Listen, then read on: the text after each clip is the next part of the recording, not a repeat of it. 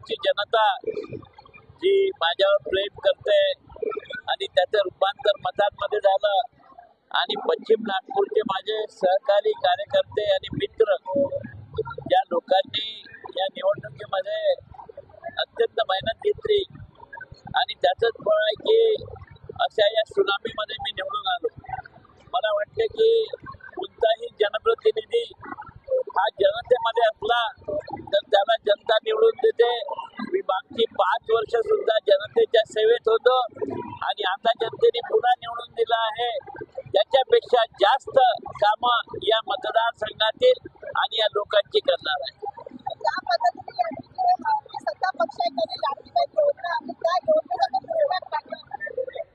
मला वाटते बाकी मतदारसंघामध्ये झाला असेल, माझ्या मतदारसंघामध्ये जनतेने मला निवडून दिलं आहे.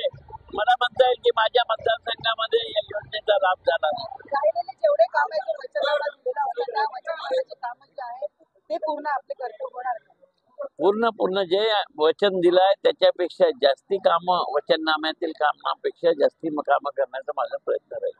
आपण किती मतांची आहे? मला वाटतं 6,000 मतांनी मी निवडून आलेलो आहे आणि मागच्या वेळेस सुद्धा तेवढ्याच मतांनी मी निवडून आलो. आणि जे बेरोजगार जे मुलं आहे, युवक आहेत, त्यांच्यासाठी आपलं काय कामं राहणार?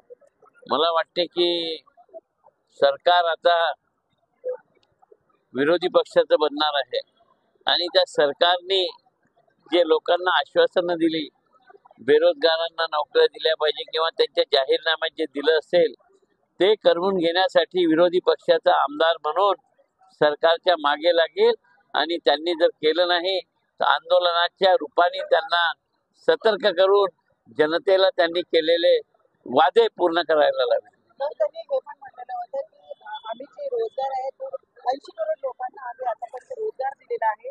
युवक अजूनही बेरोजगार आहे. आणि दुसरं आहे की महागाईवर कोणी कुठलाही मुद्दा बोलत नाही. याच्या मागचं काय? मला वाटते की कुठलीही सरकार व सामान्य माणसाच्या हिताचे मुद्दे त्यांनी घेतले पाहिजे. सरकारने बजेट बनवताना सामान्य माणसाला कसा फायदा होईल याचा शोध लावला पाहिजे आणि बजेट बनवत असताना अडाणी अंबानी सारख्या मोठ्या लोकांना फायदा होणार नाही याची सतर्कता बाळगली पाहिजे. आणि मला वाटते की विरोधी पक्षाचा आमदार म्हणून मी यावर लक्ष केंद्रित करून हे प्रश्न सभागृहामध्ये उचलेल.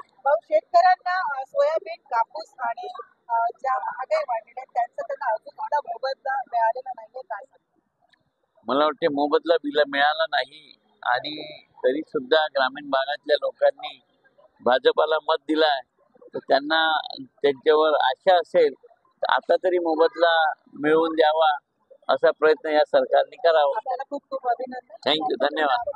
सगळ्यात पहिले तर खूप आनंद वाटतोय की ते परत एकदा आमदार झाले आणि हा म्हणजे हे जिंकणं काही आमचं नाही, आमच्या जनतेने दिलेली आम्हाला साथ आहे.